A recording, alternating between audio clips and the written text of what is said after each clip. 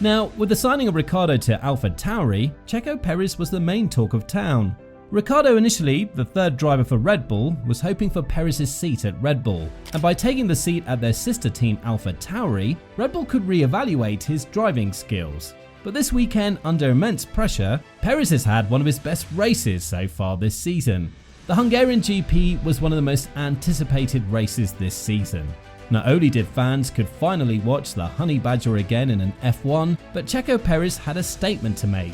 Despite being absent for 10 races, Ricciardo impressed by making it to Q2 in the AT04, which was challenging since he hadn't driven the car before the race. The practice sessions went smoothly, and experts praised his performance on a track that requires high downforce, leading to drag for the cars. Meanwhile, Perez had a disaster practice as he crashed the car at the start of FP1. Just 2 minutes into the session, before anyone had set a time, Perez lost control of his RB19 when his left rear tyre touched the grass on the outside while navigating the long right of turn 5. The car suddenly spun around in a complete 360-degree rotation and crashed into the outside wall, causing damage to the recently upgraded side pods on the left side and both front corners. The session was stopped for 8 minutes with red flags while they retrieved the Red Bull. And after the restart, many drivers returned to the track, but the weather had changed and rain began to fall. During this race, Red Bull introduced their first upgrade of the season. Similarly, when Perez crashed in Monaco, the entire world got a glimpse of Red Bull's flaw. Now, after the upgrade, Perez once again put their car on display for everyone to see. Perez's performance attracted negative comments and opinions, with some saying that it's only his sponsorship that keeps him in the seat. Many agree with this sentiment, and it's highly unlikely that we'll see Perez racing for Red Bull in 2024. And some believe that a team with less pressure could benefit from having Perez as a mentor for their new talent for a few years. This outing strengthened the belief that Perez's time at Red Bull is limited, but then the race happened and Perez got his statement drive. Perez made an impressive comeback from 9th place on the grid, making crucial passes to reach the podium alongside winner Max Verstappen. The victory marks Red Bull's 12th consecutive win, breaking a 35-year record. Now, before this race, Perez had a challenging run of 5 races where he started outside the top 10 on the grid and only managed 1 podium at the Red Bull Ring.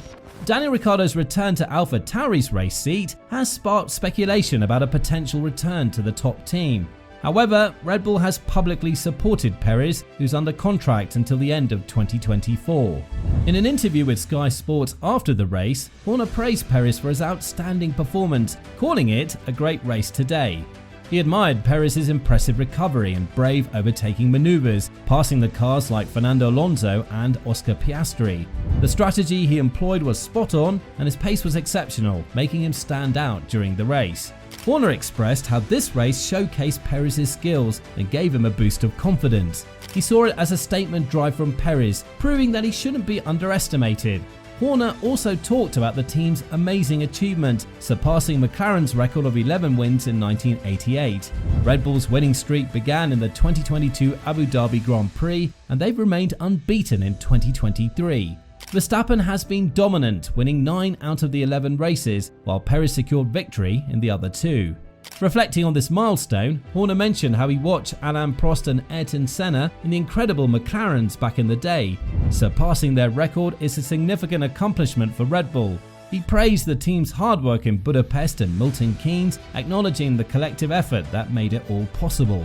Perez's performance, much like Bottas's in the past, highlight a crucial point. A talented driver can win races in a dominant car and, on rare occasions, even clinch a championship if the circumstances align favourably.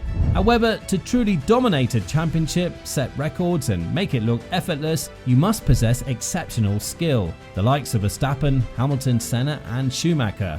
As a fan, I long for more exciting battles between multiple teams and drivers in each Grand Prix, reminiscent of the thrilling 2010 season. In the past, Formula 1 provided intense championship duels between drivers from different teams. We yearn for a return to those days, or at the very least have 2 top drivers competing fiercely in a dominant car, like the legendary 1988 McLaren rivalry. Unfortunately, modern F1 seems reluctant to let such scenarios unfold, and the constant changes, new rules and engine regulations have shifted the sport's dominance from one empire to another. It's clear that there's a strong desire among fans for more competitive and captivating racing, and the hope is that Formula 1 can strike the right balance to create those epic battles once again. Everyone acknowledges Perez's talent as a driver, and no one's questioning that. Despite some fans becoming impatient with his struggles in qualifying, he remains adept at making impressive overtakes during races. In the early part of the season, the first 4 races saw an equal split of victories between him and Max. However, things took a turn when Perez boldly declared his ambition to become a champion. The statement didn't sit well with Jos Verstappen, who was caught making a grim face, and since then, his performance seemed to decline. Red Bull is known for favouring a number 1 driver, and they try to avoid drama within the team. In the past, even during Mercedes' successful days, they had 2 champions, like Nico Rosberg winning the championship alongside Hamilton. Interestingly, Rosberg retired the following season. After Perez expressed his desire to become a champion, his performance declined, leading to various conspiracy theories among F1 fans. Some even suggested that Red Bull intentionally gave him a weaker car to sabotage him. And despite holding the second position in the F1 drivers' standings, Perez's 99-point gap behind Verstappen seems almost impossible to overcome. With other drivers chasing his position, the pressure on Perez has intensified. When asked about suggestions on social media that his team is sabotaging his position, Perez firmly denied it, saying it's impossible. He emphasized that the team is fully supporting him and focused on helping him perform at his best. Perez also mentioned that he's currently focused on regaining the form he had at the beginning of the season. Despite facing challenges recently, he's still in second place in the championship due to his strong start to the year.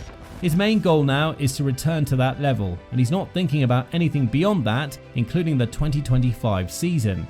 No, that's impossible. The team is totally focused on giving me the opportunity to perform at my best. I feel the support of the whole team. Now I'm only thinking about this moment, about getting back to the level I had at the beginning of the season, said Perez. This race was a turning point for Sergio Perez, a statement drive if you will. Perez managed to prove himself by finishing in P3 after starting in P9. He was close to P2 at one point, but struggled with back markers and dirty offline tracks. And despite the challenges, he praised the team's strategy and achieved an excellent result. Now, during the race, Perez fought through the field, keeping Oscar Piastri at bay and nearly catching up to Lando Norris in P2. He expressed his determination to aim for podium finishes in every race and described the close battle with Piastri as hard racing. With his recent performance, Perez has the potential to achieve his goal of consistently reaching the podium in every race for the rest of the season. However, it's still too early to determine if Red Bull will replace him next year. If he doesn't show improvement in his form, there's a higher possibility of him being replaced. Next is the Belgium GP, a race where Red Bull has performed well before. They achieved a 1-2 finish last year, with Perez coming in just behind the winner, Max Verstappen.